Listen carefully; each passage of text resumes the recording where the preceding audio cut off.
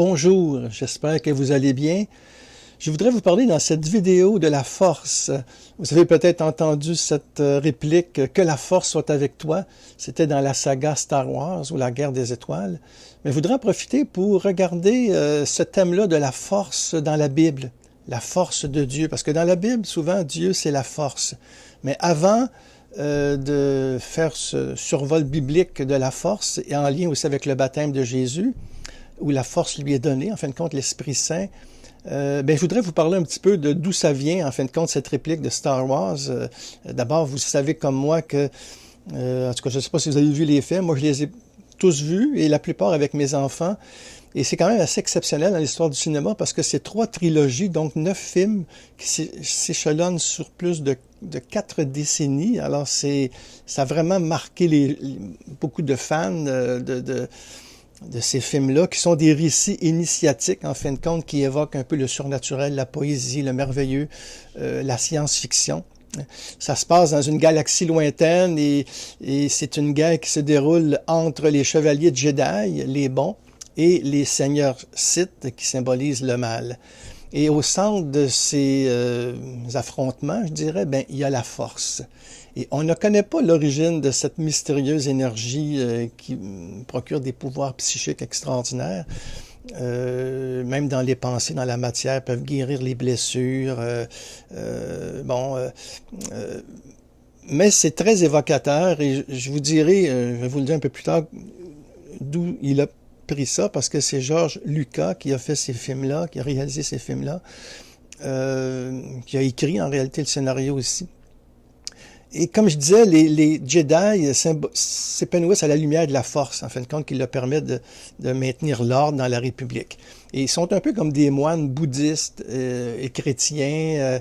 Souvent, ils se recueillent en silence dans la méditation, ils luttent contre la haine, la peur, maîtrisent leurs pensées. Leur combat est vraiment spirituel. Et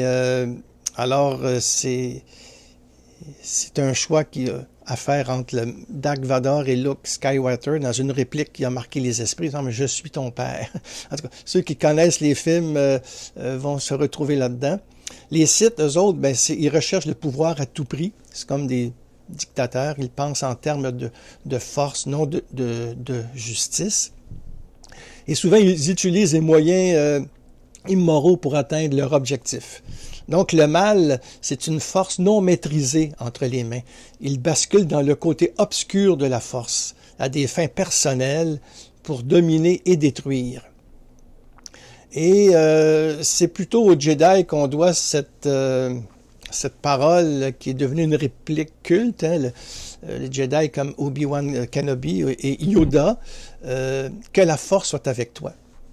Alors, c'est sûr que plusieurs ont remarqué la similitude avec l'expression liturgique chrétienne « Le Seigneur soit avec vous » ou la salutation de Jésus à ses disciples après sa résurrection, dans Jean au chapitre 21, entre autres, « La paix soit avec vous ». Mais pour Gary Kurtz, qui est le producteur des 2 premiers épisodes de la première trilogie, eh bien, l'expression viendrait de l'adieu d'origine médiévale. May God go with you. Que Dieu vous accompagne, que Dieu vous garde. C'est là un peu que vient l'origine, que la force soit avec toi. Lucas s'est vraiment inspiré de la Bible et du christianisme pour montrer que la lutte entre la lumière, le bien et l'obscurité, le mal, est sans fin. Et comme on le voit dans d'autres séries, le Seigneur des Anneaux, Harry Potter et d'autres grandes séries. Là. Et dans la guerre des étoiles, Star Wars, eh bien, Lucas aborde les grands thèmes qui placent l'homme et la femme au cœur d'une quête de sens et de transcendance.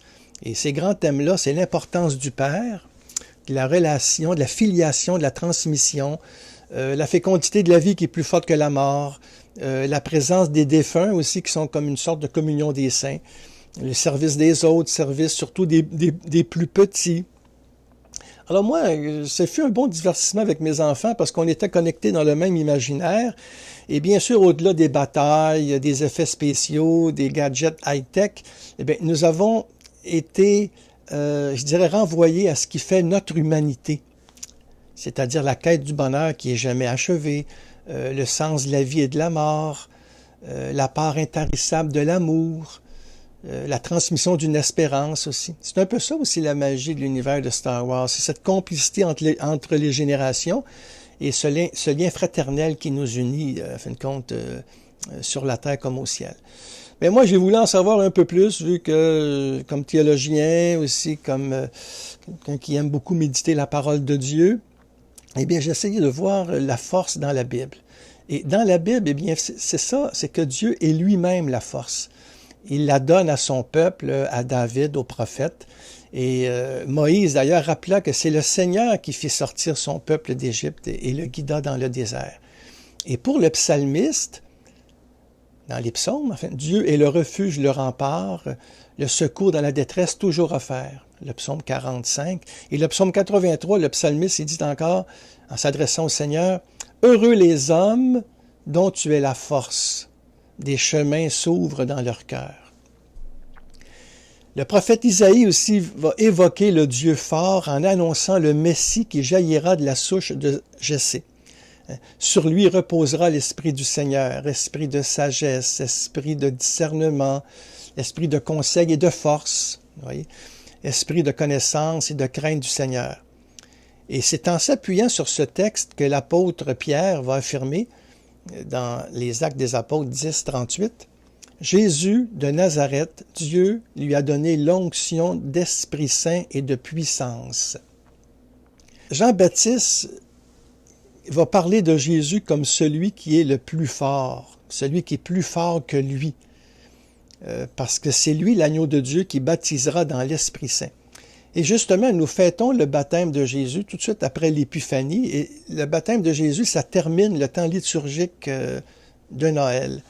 Et dans l'Évangile, justement, du dimanche du baptême de Jésus, alors dans Saint Marc, entre autres, on dit, Jean-Baptiste proclamait, « Voici venir derrière moi celui qui est plus fort que moi.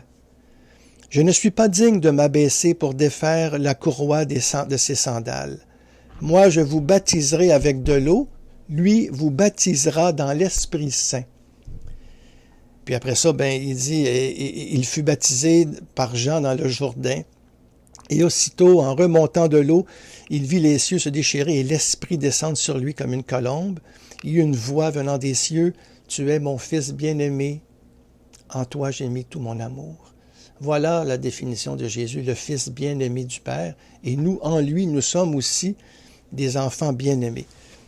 Justement, dans le prion à l'Église de ce dimanche, il y a eu beaucoup de représentations du baptême de Jésus.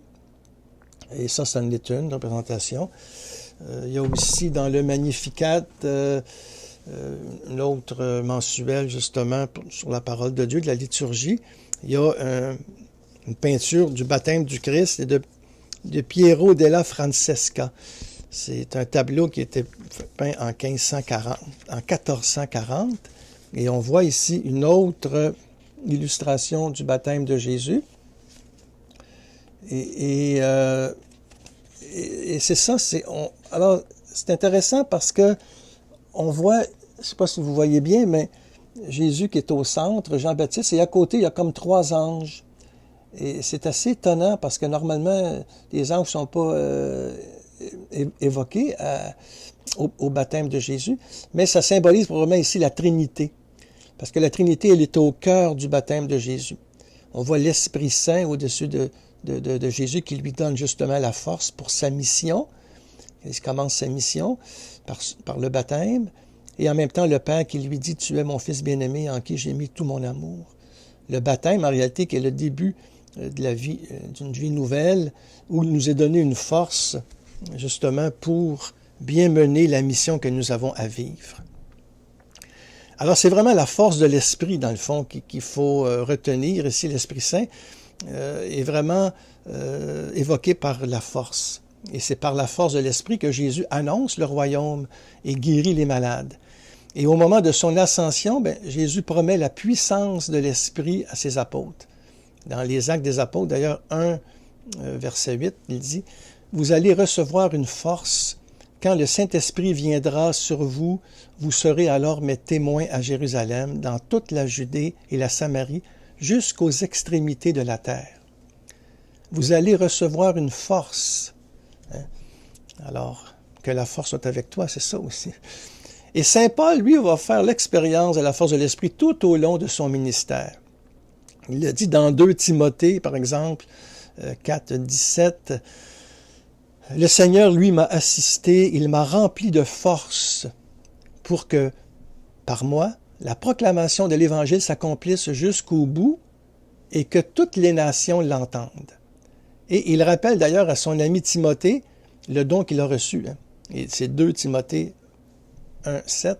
« Car ce n'est pas un esprit de peur que Dieu nous a donné, mais un esprit de force, d'amour et de pondération. » Un esprit de force pour mener à bien le combat de la foi, d'amour pour aimer toutes les personnes qui nous entourent, et de pondération aussi, c'est le juste milieu pour vivre la vertu, en fin de compte, qui est toujours un équilibre. Mais pour saint Paul, la force se trouve dans la faiblesse, une faiblesse accueillie comme une grâce, en fin de compte, parce que l'apôtre des nations, il est fort de sa faiblesse, lui. Il a dit « ma faiblesse est ma force ». Puis, il accueille sa faiblesse comme une grâce qui lui permet de supporter ce qu'il a à vivre, des souffrances pour le Christ. Et il trouve même sa joie. Hein. Alors, c'est au Colossiens 1, 29, saint Paul, il écrit « C'est pour cela que je m'épuise à combattre avec la force du Christ dont la puissance agit en moi. » D'autant la force parce que le Christ a vaincu la mort, il est ressuscité. Et saint Paul va accepter toutes les situations angoissantes que le premier-né d'entre les morts, pour lui, pour le premier-né d'entre les morts, en fin de compte, pour le Christ. « Car lorsque je suis faible, c'est alors que je suis fort. » Pourquoi? Mais c'est parce que c'est le Christ qui prend toute la place à ce moment-là. C'est le Christ qui agit en nous.